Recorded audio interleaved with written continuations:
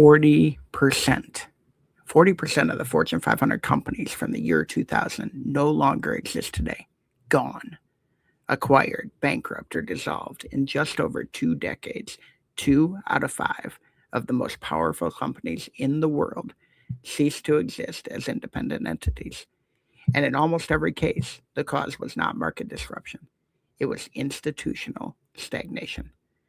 Hello, my name is Todd Hagopian, the original Stagnation Assassin, author of The Unfair Advantage and Stagnation Assassin on Amazon.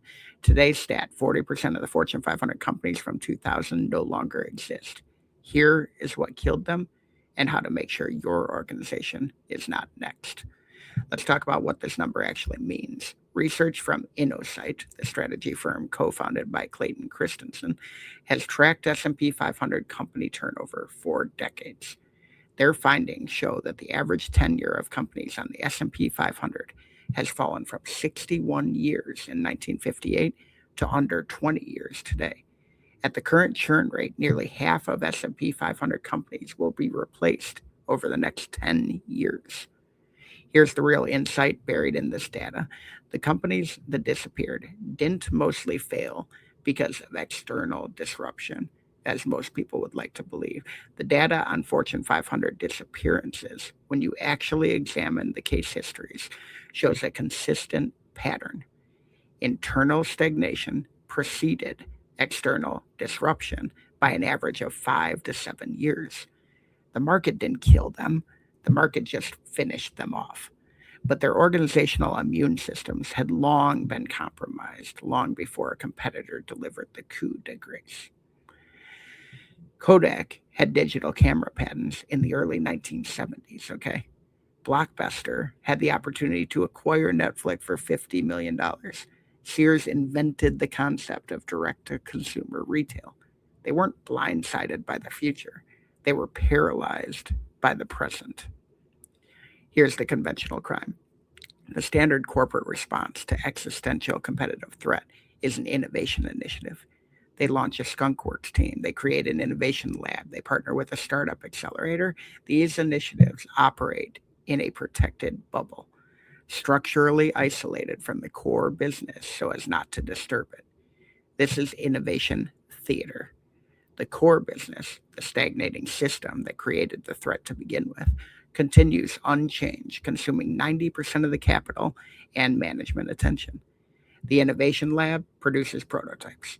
The core business produces the results that determine whether or not you survive. And by the time the lab has something real, the core business has already conceded the market. Here's the Stagnation Assassin response. The hot system diagnostic begins with a single question.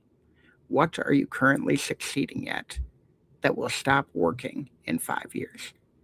Most leadership teams can answer this question. Most of them, though, never ask it because the answer requires action, and action in a stagnating organization requires courage that comfort makes unnecessary.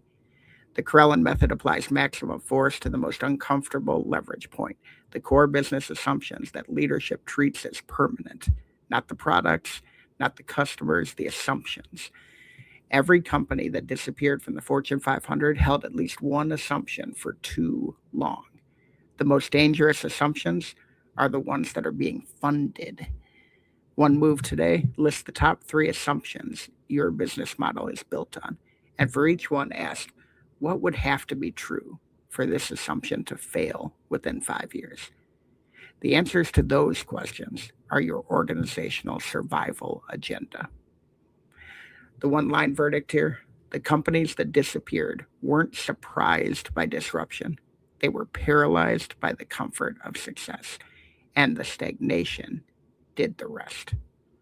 For more stagnation killing frameworks, grab The Unfair Advantage and Stagnation Assassin on Amazon. And remember to visit toddhagopian.com, the world's largest encyclopedia on stagnation. Also, continue to declare war on stagnation every single day in your business and every single week here with us.